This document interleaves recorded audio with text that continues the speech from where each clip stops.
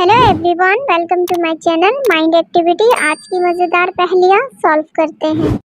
लिसा अपने हस्बैंड के साथ एनिवर्सरी पार्टी एंजॉय करने के लिए क्लब जाती हैं और दोनों वहां पे बातें कर रहे थे। अचानक लाइट चली जाती है। एक गर्ल लिसा के हस्बैंड को किस कर देती है। लाइट आने के बाद लिसा देखती है उसके हस्बैंड के चिक्स पर लिपस्टिक के निशान है, जिसे देख के वो बहुत गुस्सा करने लग जाती है। लिसा को गुस्सा करते हुए देख के उसका हस्बैंड परेशान हो जाता है। दोस्तों, क्या आप क्लब में मौजूद लड़कियों को देख के बता सकते हो इन तीनों में से लिसा के हस्बैंड को किसने किया होगा? सोचिए और अपना जवाब कमेंट में बताइए। इन तीनों में से लिसा के हस्बैंड को किस ऑप्शन 2 ने किया है? लिसा के हस्बैंड के चिक्स पर जो रेड लिपस्टिक का निशान है वो ऑप्शन 2 वाले लड़की के लिपस्टिक से मैच होता है। दोस्तों, क्या आपने भी ऑप्शन 2 सिलेक्ट किया था?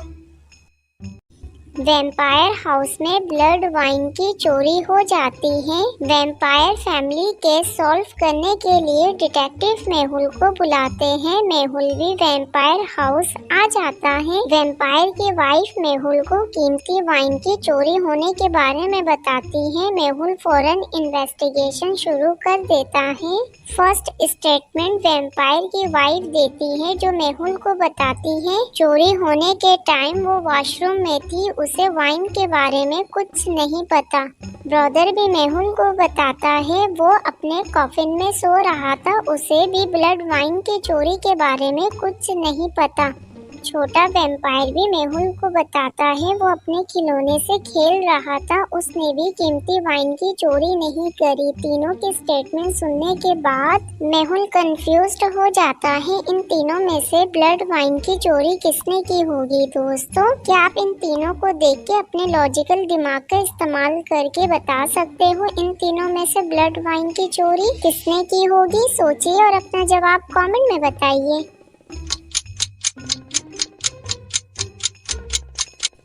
इन तीनों में से ब्लड वाइन की चोरी ब्रदर ने करी है। ब्रदर ने कहा था वो कॉफिन में सो रहा था, जबकि कॉफिन तो एक छोटे बच्चे की है, यानी वो झूठ कह रहा था। दोस्तों, क्या आपने भी ब्रदर के झूठ को पहचान लिया था? कमेंट में बताइएगा।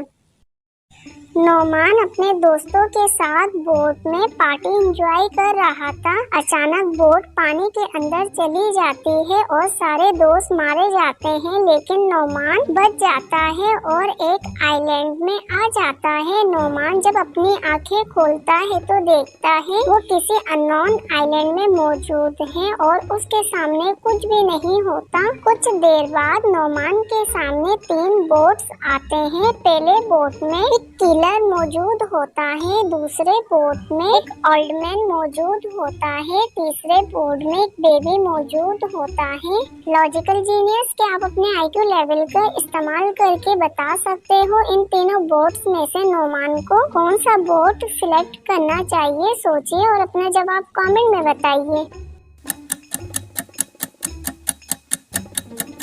इन तीनों में से अरसलान के लिए ऑप्शन 1 वाला बोट सही रहेगा। 2 वाला एक ओल्ड मैन चला रहा है, इसलिए वो ज्यादा दूर लेकर नहीं जा सकता, जबकि ऑप्शन 3 वाले बोट में बेबी है और बेबी भी बोट नहीं चला सकता। इस पहेली का सही जवाब है ऑप्शन 1 वाला बोट।